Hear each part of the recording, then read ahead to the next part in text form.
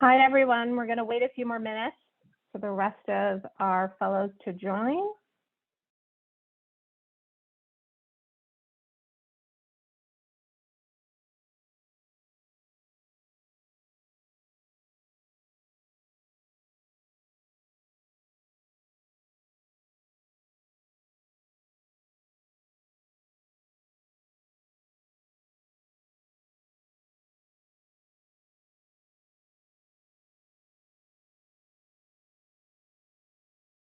You can enter them into the chat box to everyone, or you can chat them directly to me, Diana Perez.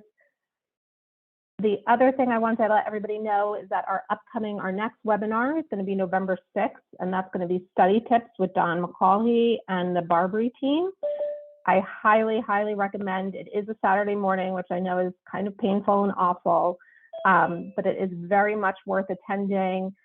Don will go over one-on-one various study tips with you, can talk about specific topics if you're stuck on something that you start preparing for, outlines, test-taking methods. It's an excellent program. I've listened into it a few times.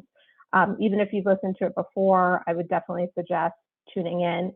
So that's November 6th at 10 a.m. The calendar invites went out for that.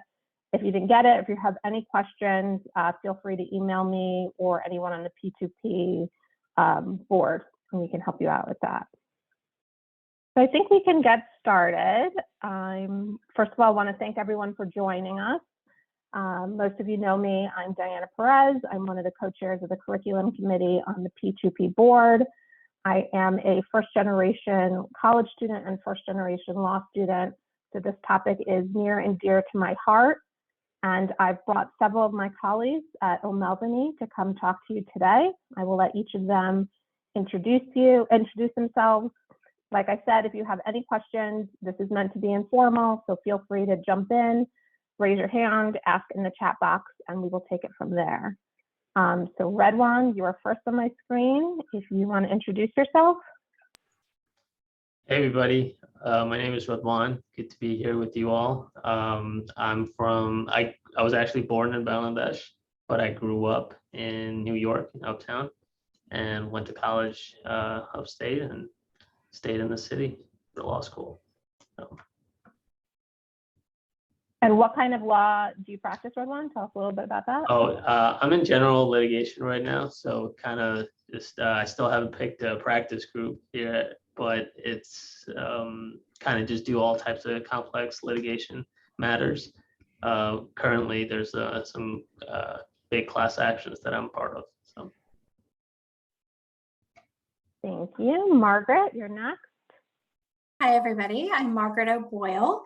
I am, I guess, in my 12th year as an attorney at O'Melveny, and I am first generation college and law school as well. I actually grew up in a very small town down in Texas, kind of traveled around a bit, and between undergrad and law school, I actually worked for a nonprofit. I worked for the American Lung Association and was in the Peace Corps. Kind of had a very circuitous path to law school. And I actually practice in the intellectual property and technology field. I do mostly patent litigation work, so a lot of kind of science-based work. Thank you. Vic, if you want to go next. Yeah, hi, Vic Sharif. So I was born in Pakistan. My mother's actually from Bangladesh, so I didn't realize Redwan was from Bangladesh. But been here since I'm 6. My parents are both doctors, but I'm first gen for law school, and I practice in our Momentum group, which is mostly focused on startups and technology companies. Thank you. And last but certainly not least, Chrissy. Hi, everyone. How are you? My name's Chrissy Martin. I also am a general litigation associate with Redwan in our New York office. And I'm first generation American as well as being a first generation law student. My parents immigrated here from the Caribbean in the 1980s. And that's about it. Thank you. So we want everything to be, there's so many talk about the challenges of being a first generation lawyer, but we really want to start on a positive note. So I'm going to ask each of our panelists, what are some of the positive impacts through your background, working with your family on adjusting to law school and college, but what are some of the positive impacts that you felt either through law school or in your legal career about being a first generation lawyer? And I'm going to start with you, Margaret. Sure. I guess for me, a lot of it has, and I think because I'm a first generation, I mean, just to go to college was a huge success in my family. And working very hard, I think, it was something for me that it was always a given. I knew I had to work very hard to get to college, work very hard to get from college to law school, and, from there to my other careers and then on to becoming a lawyer. So I think for me, a part of it has been coming at this with this very dedicated work ethic. Has been, I think a very important aspect to being successful as an attorney. And I think some others, I'm not saying that others who are, multi-generational, attorneys don't work hard, but I definitely think that that's something for me that has been a great attribute and something that I feel like has brought a lot to the table for me as an attorney, that that drive, that ambition that has made me successful in what I do. Thank you, Margaret. Redwan, how about yourself? Any positive impact? Yeah, I think one cool thing that is just how very proud everybody really is in the family to any of us that are first gen. And I think that's definitely resonated. Like when I think about my brother and how proud he's my older brother, and we used to fight all the time growing up.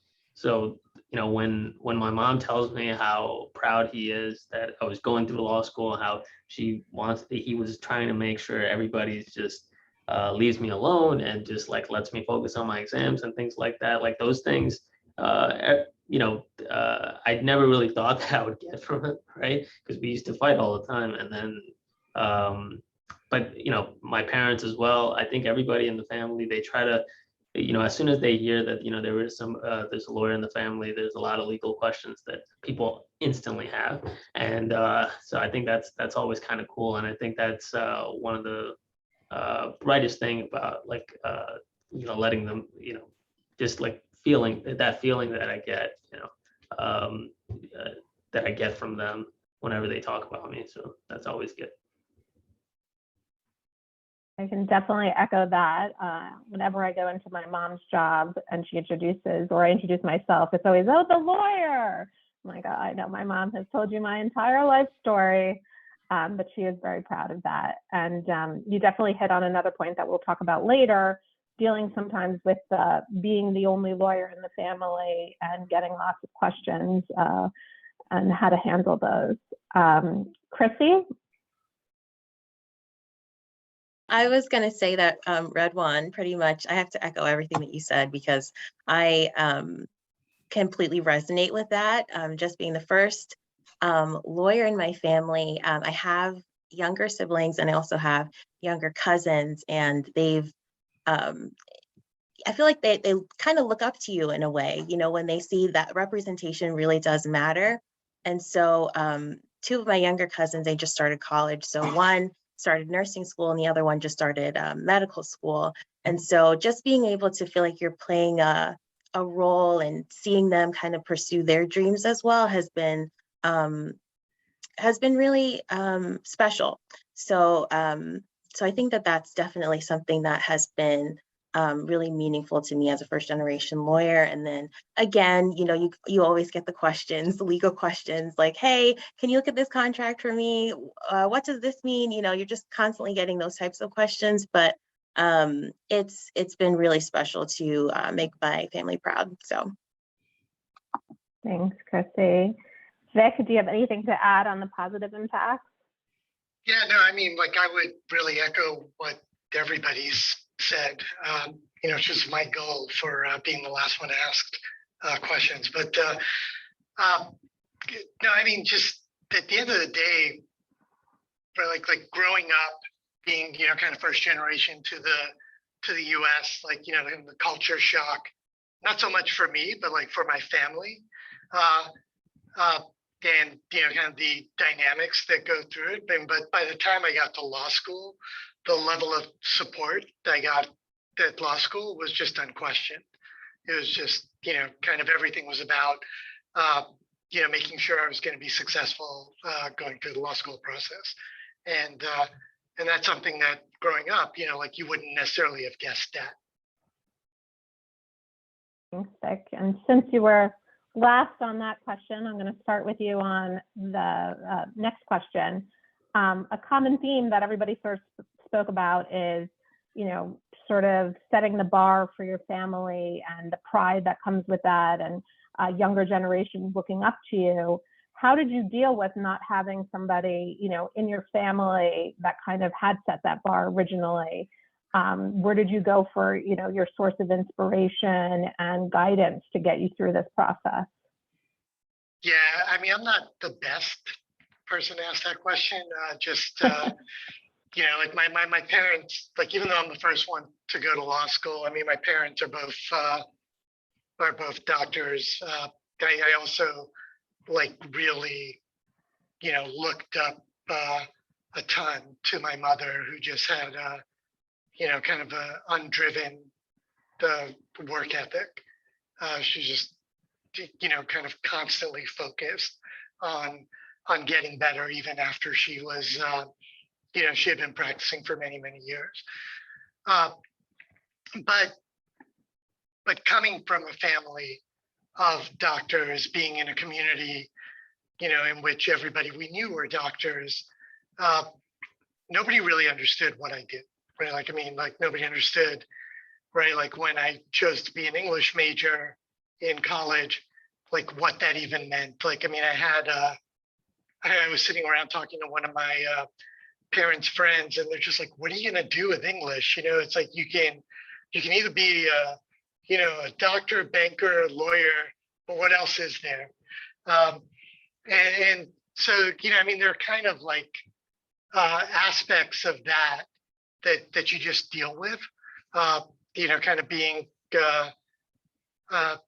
sort of first generation into this country, first generation into a new field where you don't have any sounding boards that are really specific to what you're going through, or more importantly, like, in terms of overall professional development, right? Any sounding boards that offer you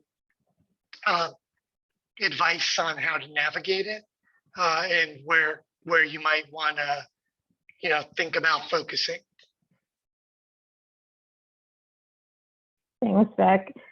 Following up on that point, Redwan, how did you deal with? Did you find sounding boards in law school? Where were you sort of looking for that support and guidance in the legal career?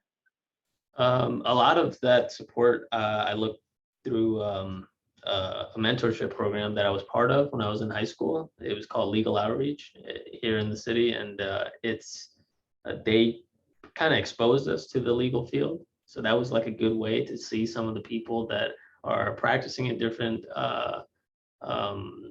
industries, different legal fields, and they also gave us assignments and legal related work, competitions and things like that to keep us motivated. And it was essentially an after-school academic enrichment program for New York City public school students. So most of my questions went to the directors and mentors that were there whenever I was thinking about like the plan, like, okay, what's the plan? Go to college, what should I study? If this is something that I want to pursue to make my parents proud, how can I really go about doing that? And I was part of these type of panels. I was an audience member, so I got to hear a lot of different perspectives. Granted, not all of them were going to be related to me, because I was also first generation American, and coming with a different language, moving from, let's say, even the city to upstate New York was a big challenge for college.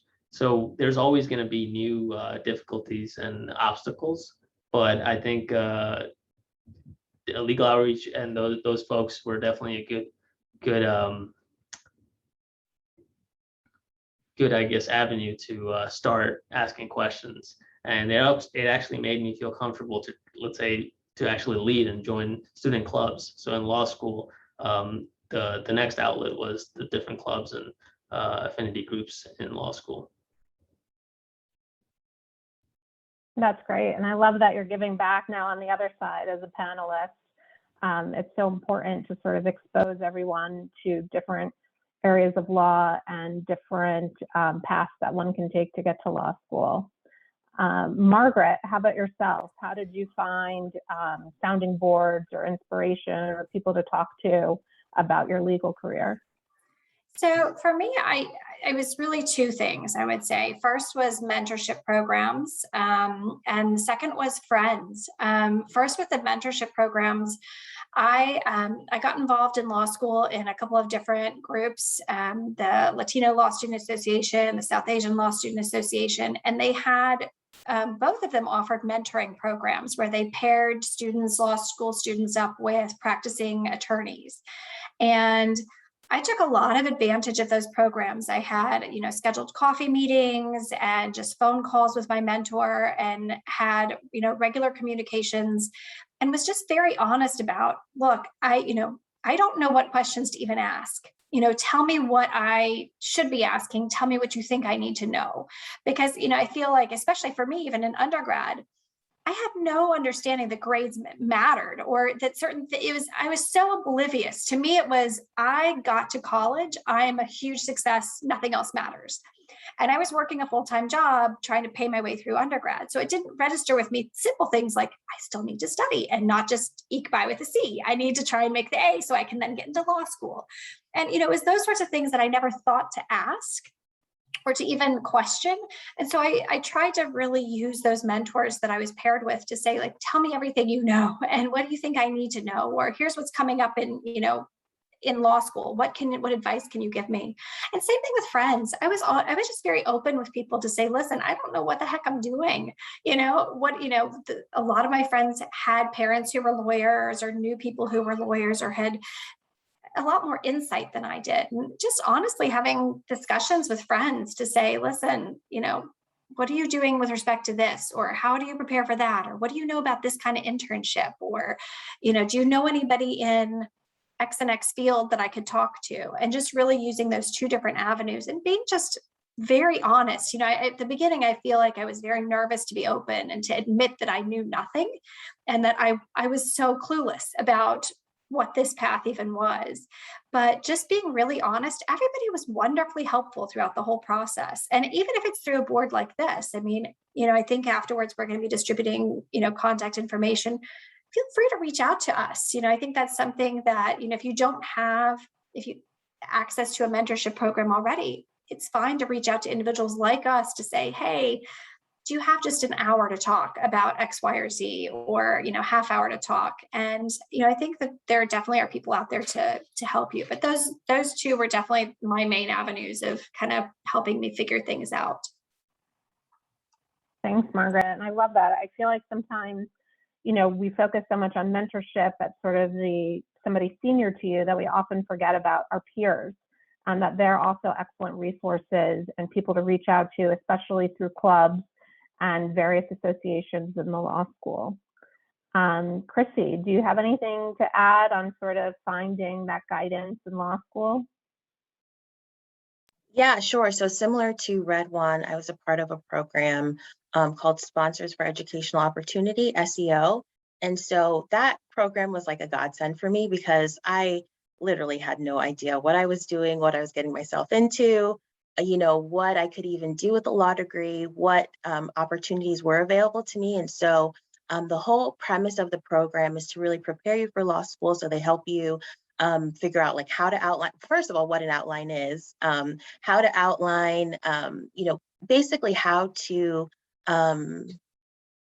navigate this whole new experience that is law school. And then we had an internship at a law firm, which also gave you the opportunity to really get a sense of not necessarily what each practice group does, because I feel like that's still kind of a little bit complicated when you haven't even started law school yet, but more so to just be in that environment and kind of get comfortable talking to attorneys and just kind of learning about what they do and what their experiences have been like thus far. So I really am grateful to that program because it also gave me a network of law students who were also in the same boat. And a lot of them I still keep in touch with to this day. They're my best friends. And so we had our own, our own group me chat. We'd be like, okay, well, what does this term mean in contracts? We would just, and even if it was just to kind of vent about what we're going through, how tired we might have been, it was really good to have that support system. And so that, I feel like that was really crucial in my experience for sure. Thank you. And I think that raises a good point. Even if you have those internships and exposure, don't get scared if you don't have those, because a lot of what we do is on the job learning. And even, no matter how prepared or unprepared you are, that first year as a lawyer, everybody is walking around clueless.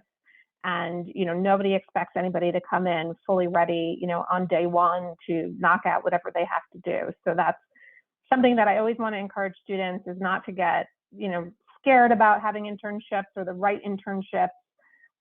It's excellent if you do have those and exposures to the legal areas, but nobody expects you to know absolutely everything about your area of law. And so Redwan, I'm going back to you. I believe you were the one that first mentioned sort of the family reach out. And one of the struggles that I've always had with being the only lawyer in my family is those random questions. I know other people have other concerns with balancing family life, and maybe they're helping support parents or family members.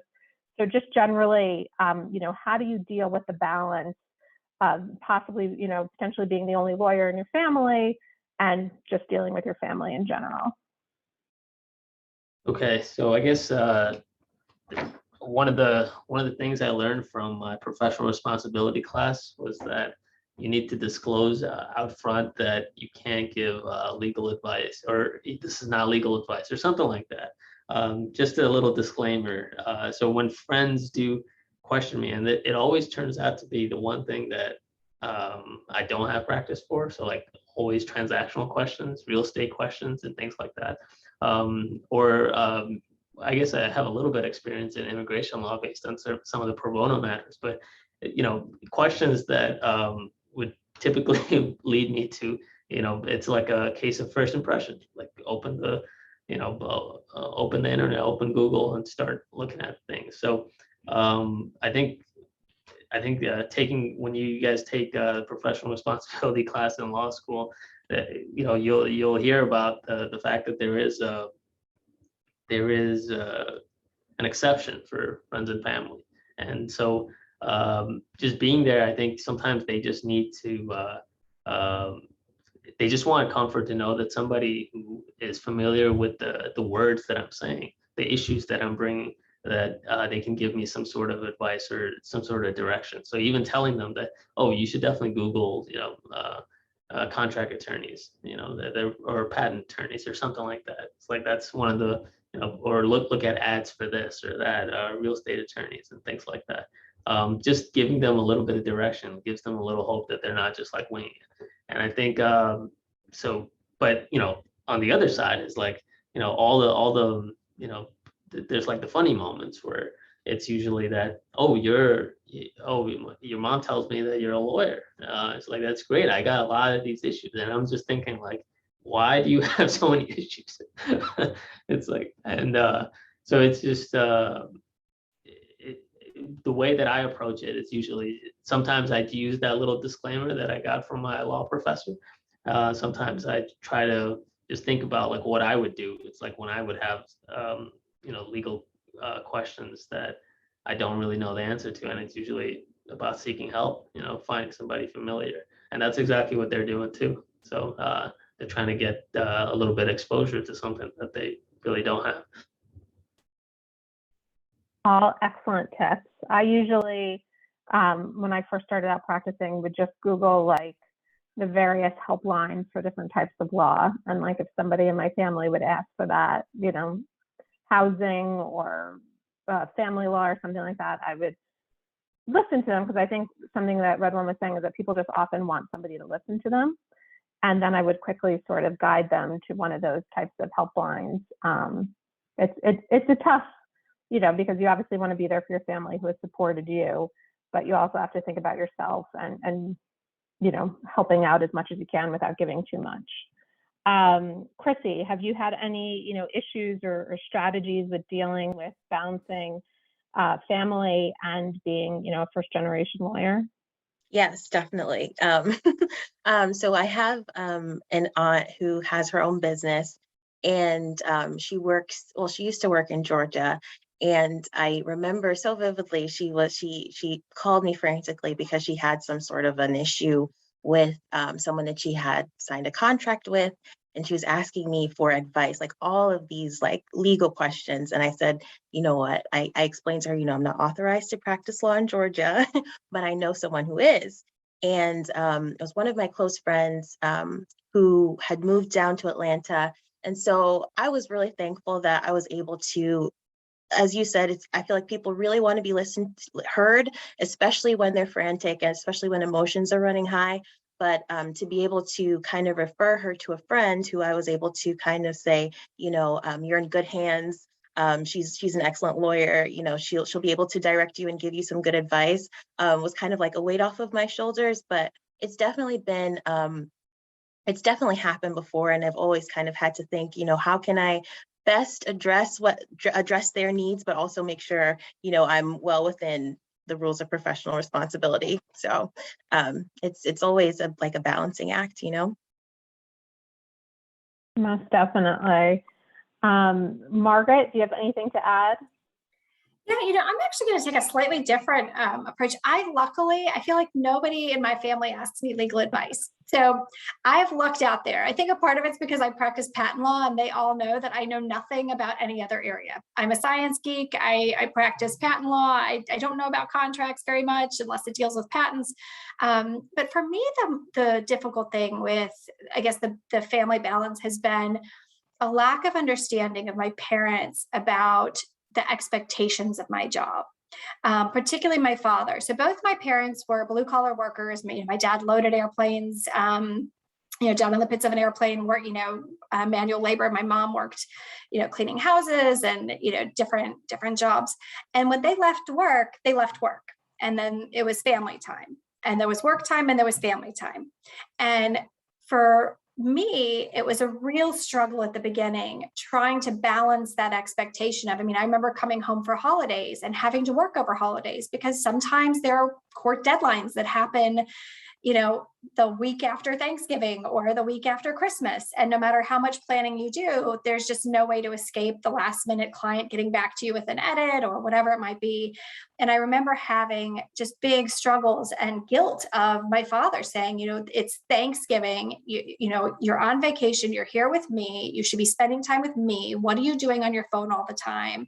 And trying to really just convey to them, like, this is kind of a part of my job. And, you know, and also from my end, learning how to balance that, you know, planning time with my family where I know I'm not going to be busy and I can put the phone away for the time that I'm with them. And, you know, just kind of learning to balance that of, you know, that understanding on their part of, I'm so sorry, Dad. Sometimes I'm just going to have to answer the phone because it's an emergency and it's something due to the court. I cannot help it.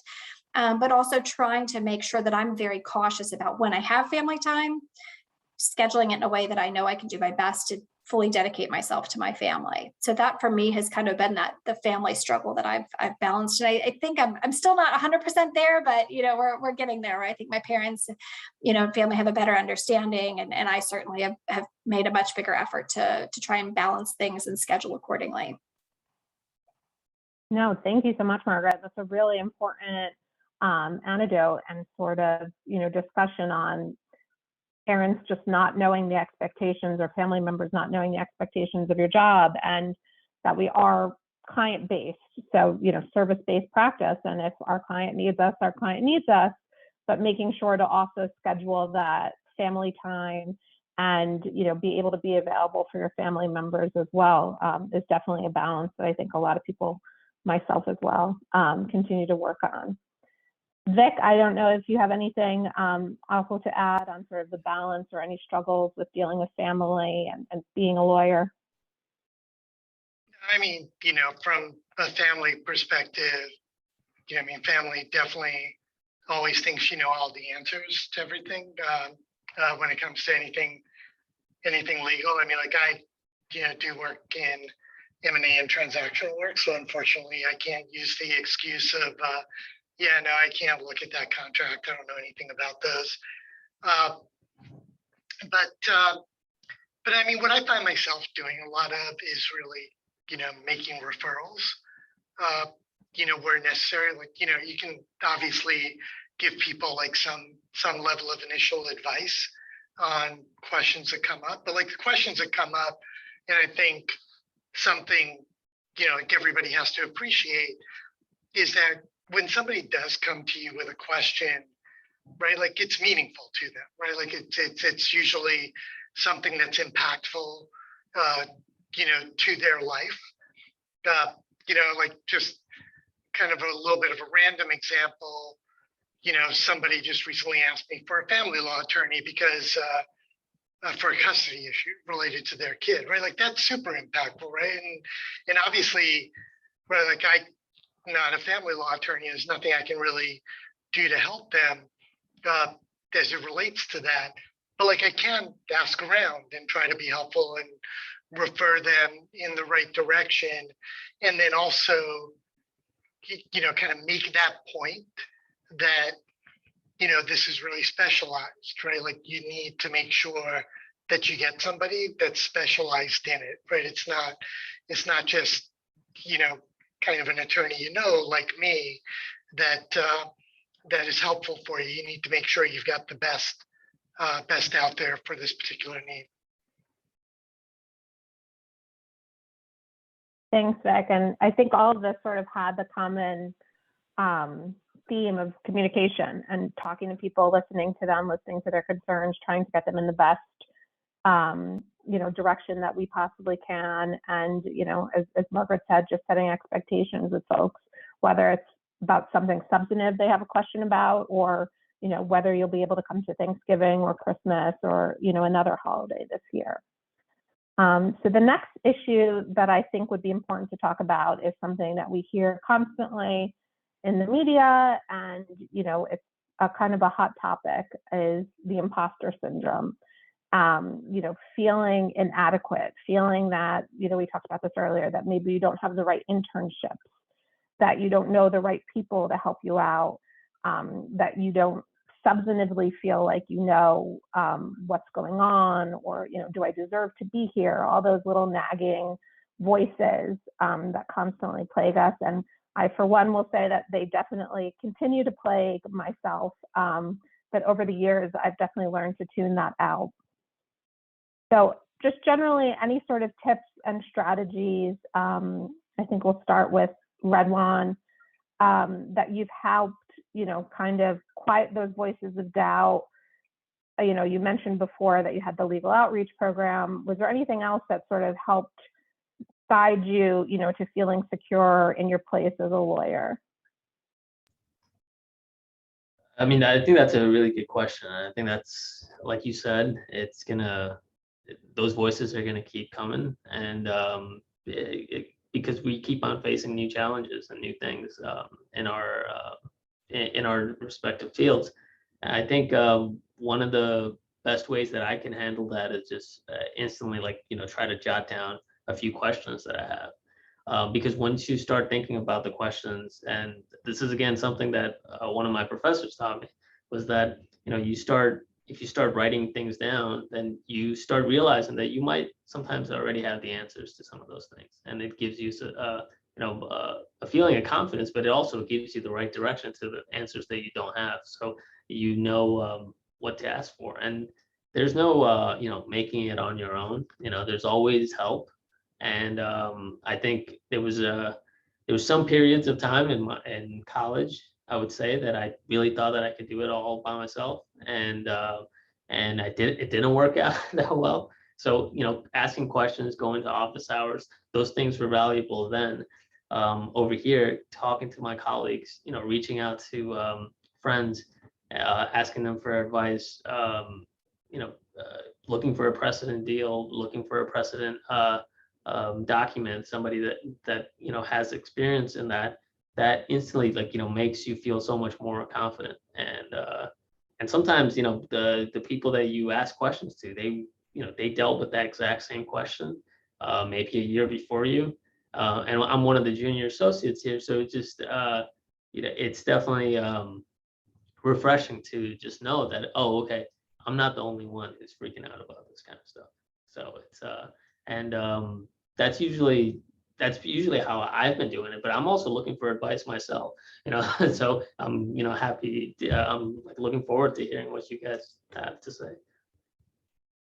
No, I love the sort of, there's no making it on your own. I think that's really important. We internalize so much and put so much weight on our own shoulders that it's important to ask help and to be comfortable asking for help, and to never sort of, feel that you're not worthy or smart enough or whatever because you need help. We all need help at one point or another. So I think that's a really important thing to stress, Redwan. We'll switch it over to Vic, somebody that's a little bit more on the senior side, and seniors used lightly. Have gone through this a few years, maybe even on the mentoring side. What are some of the sort of tips and strategies you've either used or helped other folks use getting over those feelings of doubt? I don't, like feelings of doubt, I don't know that I necessarily use that term, but like I've never really dealt with people that might have feelings of doubt as much as, kind of wondering, like how to exploit a network that they might not have. And so one of the things that, I kind of harp on, like something that I had to develop on my own, was just developing my own style of networking and salesmanship, because that's what we do. I think kind of to take the more seasoned approach here, right? I mean, the way law firms operate now, right? It's not like you kind of have to do this all on your own, right? Like client relationships, get built up, they get shared. You can build relationships through existing clients and expand that out. You can, obviously talk to, friends, mentor groups, get access to that network, but having that style and ability to kind of be salesy without necessarily selling all the time is something that's really individualized, and something that, like everybody has to kind of get used to in their own comfort level. And, like I'm expecting, like, kind of everybody on this panel, didn't necessarily have a country club that they could go to and get introduced to, like all of their parents' friends to build out this huge network. So you've kind of got to do that in your own organic way. And so, I think you spend more time, going to networking events, like spend more time, like, being in front of people and shaking hands, getting to know them, like finding things you have in common to them that are, apart, like different than your handicap, and then just trying to build your own network in your own unique way. Thanks, Vic. And I love that, just developing your own style. I think that translates to so many different aspects of being a first generation lawyer. You're going to probably sit on many of these types of panels about all sorts of different things. And, I think part of moving forward on this is taking what you've learned and what you've listened to and mixing it with how you work, how you network, how you study, how you, just get stuff done. And I think it's important to make sure that you do stay true to yourself in that and make sure that it is a little bit organic. Margaret, how about you next? Any sort of tips and strategies? Yeah, I mean, I'll say, I can't tell you how many times, I mean, even to this day, I'm in, like I said, my 12th year as a practicing attorney, and I sit in a room full of people and I say, these people are brilliant. They have amazing experiences that I could never, ever compete with. They have backgrounds and connections, and, I feel this sense of inadequacy. And what am I doing here? And why am I here? And how do I deserve to be here? And I think over time, what I've come to realize is, I'm here because I've worked really hard to be here. And I think something to remember is you deserve to be where you are because you've worked hard to get there.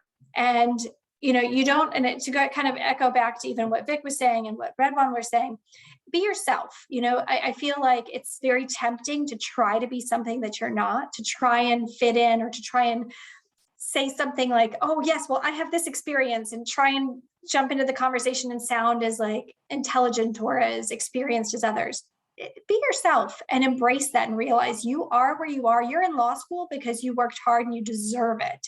You got that job because you deserve it. And that's why you're sitting at that table and across from that client. And that's why you were asked to go to that meeting, or why you were asked to stand up in court and do that argument, because you are you, and you're a wonderful you. And you were chosen to do that because you have the skills and you have the ability. And it's hard to tell yourself that. I can't tell you how many times I've sat there. I mean, I was, at trial recently, standing up, doing a direct examination, thinking, I so don't deserve to be here. Like, this is, all of these people are so brilliant. And what am I doing here? And then you think about it, and, you talk to the people and the mentors and the partners you work with, and you just have to remember and keep reminding yourself, like, you're here, you're in law school, you get the job that you get because you deserve it. And you just have to keep reminding yourself of that. Thanks, Margaret. I love those affirmations, and I will definitely recite them to myself as well when I have those moments and those nagging little voices. Chrissy, anything else to add? Yeah, I would just say that I can definitely resonate with a lot of what was said. I just remember being in law school, and I most strongly felt imposter syndrome when I was when someone cold called me, specifically in Civ Pro. And I just remember vividly just not knowing the answer to one of the questions and just being so embarrassed. And I just remember thinking, everyone probably knows the answer except for me. And I had to take a step back and realize that we're all first-year law students, and despite how everyone makes it seem like, they're such experts in the legal field, we're all starting at we're all in the same playing field in terms of that like substantive base knowledge. And that really helped me, just realizing that we're all the same in some sense. Also, I identified a lot of my weaknesses, like Redwan said, writing down questions that you might have. And I feel like that made me more confident because I knew what I needed to work on in order to do better. So that gave me more confidence, especially going into an exam. And so, yeah, I feel like that was one thing that really, really helped me. Let me just look at my notes because I wrote one other thing down and I don't want to forget it.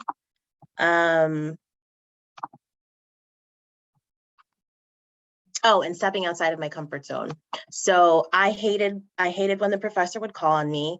And so in order to kind of like combat that, I would like feel the fear and still do it anyway. So sometimes I'd raise my hand, even if I was like so afraid to talk in front of the whole class. It kind of just like made me a little bit more confident the next time I'd get a cold call, because I'm like, you know what, even if I don't get the answer right, like I'm more comfortable speaking in front of the class, voicing my opinion on maybe like a controversial topic.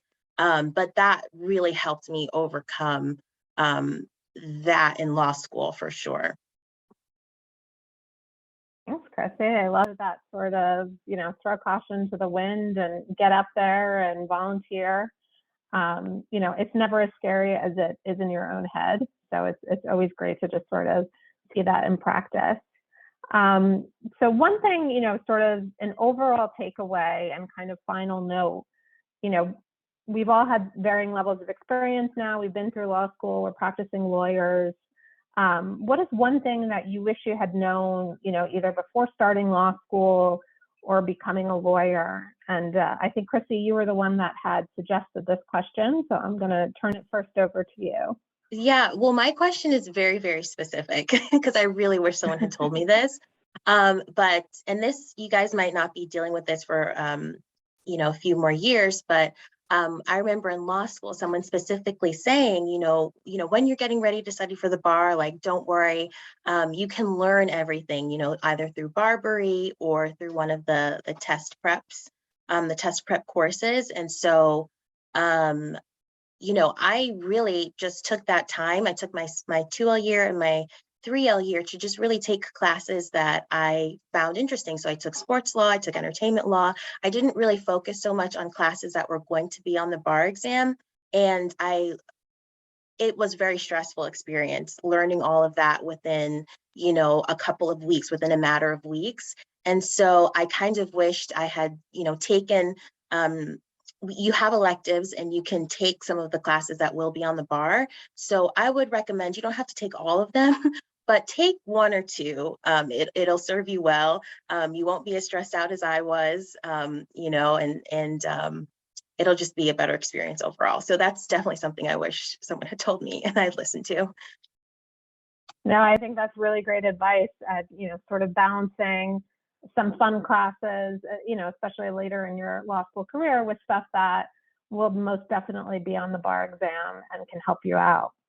Vic, how about yourself?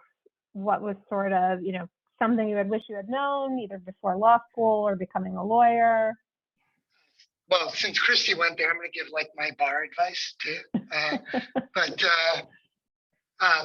So when I was taking Barbary ages ago, somebody told me that nobody that got like better than 80% right on the multi-state ever failed the bar exam. So that's all I concentrated on was the multi-state. I just took multiple choice questions over and over again. They got exactly 80%. They didn't fail. But no, I mean, like I would say, be willing to take risks. And this is also echoing something that Christy said earlier today about like, putting yourself in uncomfortable situations, things you're not as, like straight up and down the middle for you. Like I think everybody assumes that as lawyers that, we're all about avoiding risk, right? And maybe there's something to that in practice, but like in terms of, just sort of how you think about where your career's going and, where you think you might want your career to go, being able to take some of those risks, like opens up the possibilities for you as well. So like that's really like the only thing I'd offer up and throw up there. Thanks, Vic. And I think that's really important to open yourself up to the possibilities that come with taking risks. If you asked me in law school whether I was going to be a corporate bankruptcy lawyer, I definitely would have astoundedly said no. And that was something as a risk that I had done. Redwan, how about yourself? A final takeaway on something you wish you had known? I think how tough it gets to manage time for various different cases. I think like we had so many people say that when we were in law school, but as the years pile on, it's when you have more cases and stuff, managing time becomes much more challenging than it has ever been before. And I think that's the point. You still want to take on new cases because you do, like, echoing what other folks have said, you want to, take those challenges. That's how you grow, and it actually makes it more fun. But yeah, one thing I never really had like a system. I kind of just kept on changing. Like 1L was its own beast, and then 2L, I joined a lot of clubs and competition teams, so that was its own. Like veered off from focusing on like grades and stuff and focusing more on what's fun. And then 3L year, I freaked out and said like, oh my God, I don't know anything for the bar exam. So it's just like I had those type of moments. But I think what I learned over the last couple of years is that making lists is so useful. Just prioritizing that, there's a lot of triage involved when you have multiple obligations and difficult situations piling up. And that's definitely been something that I wish, I just wish I challenged myself a little bit more in 2L year. I think that would have been, more practice for, what's going on now. So. Thanks, Redwan. I am the queen of lists, so I will always echo lists, and there's nothing more satisfying to me, very joyfully, to crossing something off a list. Margaret, for yourself, any final takeaways about something that you wish you had known? Absolutely. And this actually is going to tie into, I see that we have a question from Jennifer about what steps would you take to build your network? It's just so happens my answer to your question, Diana, is I think going to partly answer Jennifer's question as well.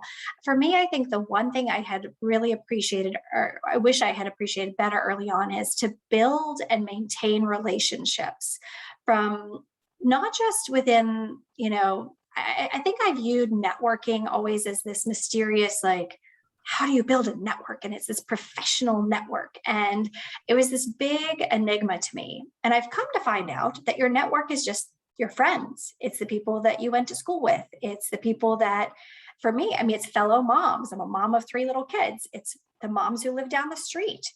Just being friends, making friends. Some of my law school classmates, who I sat next to in class are now CEOs of companies, and I can network, and I do as a lawyer now reach out and say, hey, Jeff, how's it going at the new job? By the way, if you have any questions, we're super happy to help out, and it's people that I would have never expected to become my professional network have become that professional network. And I feel like I didn't quite capitalize on that enough. I feel like I lost a lot of connections of classmates from law school or from undergrad. But it's honestly just making sure that you take the time, not just to study and focus on that, but to get out there and mingle, whether it be socially or just in class. I mean, we all have 1,000 things pulling at our time. So even if it's just kind of chatting before or after class with your classmates and making that connection, and then keeping that connection through like LinkedIn, the occasional like, hey, I saw you got a new job, congrats on that, once every year or 6 months, just kind of making those little connections and then making an effort over time to keep those up. And I think that to me is something I wish I had done better at early on. And now I'm kind of trying to catch up with some of that. But I think goes also to just building your network in a very informal way. Thanks, Margaret. And that is something that I still do, and I think everybody utilizes. And LinkedIn, as you mentioned, is an excellent resource for having those brief reach outs to somebody you went to law school with, maybe you hadn't talked to them recently, but you saw they posted something. We've got a lot of great questions coming in. So I'm going to just open up the questions to anybody that wants to answer them. So one question we have, one of our fellows is feeling a bit burnt out. Definitely, she's avoiding studying. So any tips or strategies on sort of how you combated burnout in law school?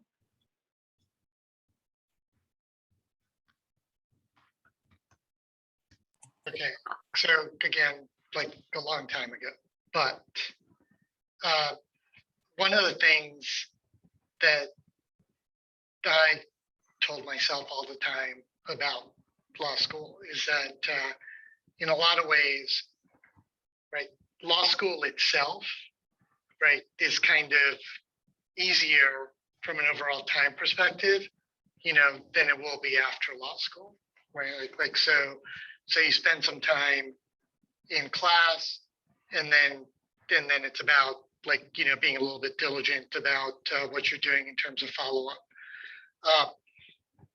So it's like if you kind of imagine, sort of like 3 to 4 hours a day of class, right? And then,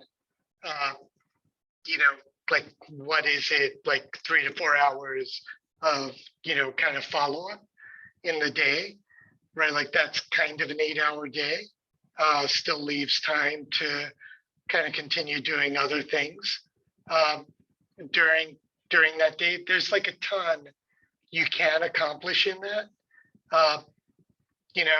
If you're prioritizing around, like where the end game is going to be. And in law school, right, like the end game isn't, right, preparing to make sure, you kind of don't look silly because you didn't answer a question right in class. Sorry. But the end game is ultimately just making sure you're in a position to do well on the end of semester exams.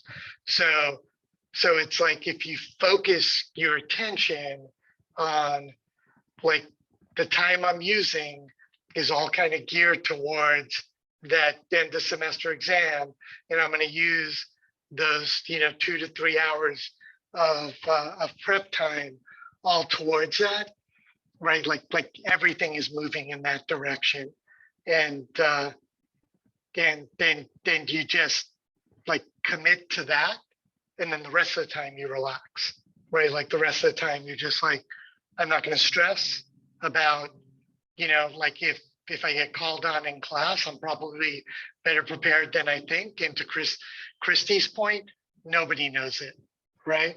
So like let's not overly stress about that. Thanks. Thank you, Vic. I think that's excellent advice to keep your focus, where it should be, and not to get bogged down on, that one day that you missed that question in contracts, and, don't focus on that. It's not going to have any bearing on the end game. Any other tips for sort of combating burnout?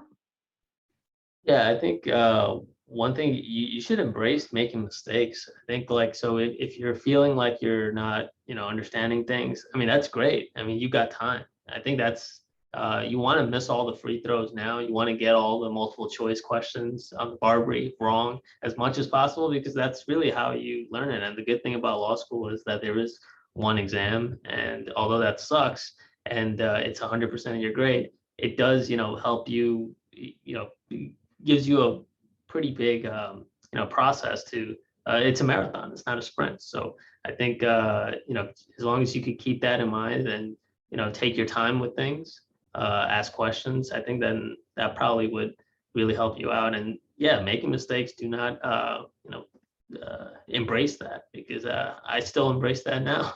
That's how I learn going forward. Thanks, Redwan.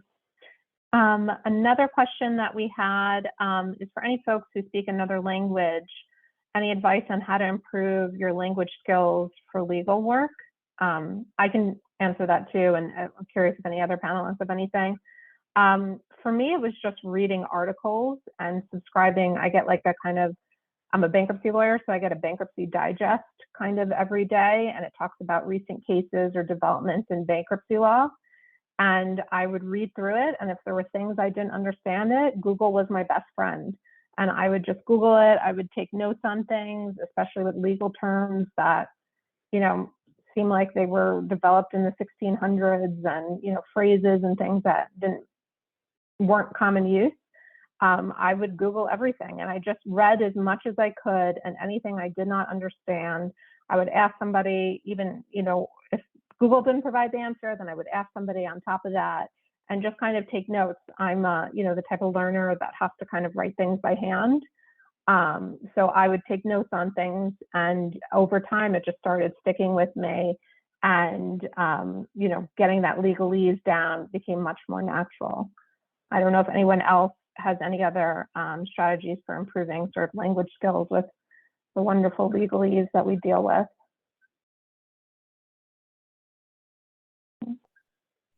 Yeah, I mean, I would just echo what you said. I think practice it's great. And if you could just expose yourself to more and more, it's just a mental exercise that I think that will really go on. That helped me. I think the standardized tests were really tough for me when I was in elementary school and in high school. So the only thing I can do is just keep getting used to boring writing. And so it's because I kept on falling asleep on the reading passages. So what did I do? I just kept on reading more and more. You just expose yourself to as much as possible. And in the legal world, there's different styles of writing.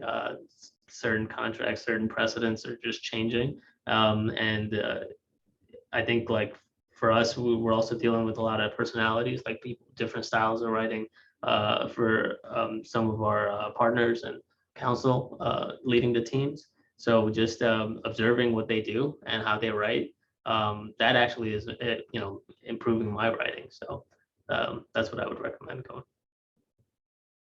Great advice.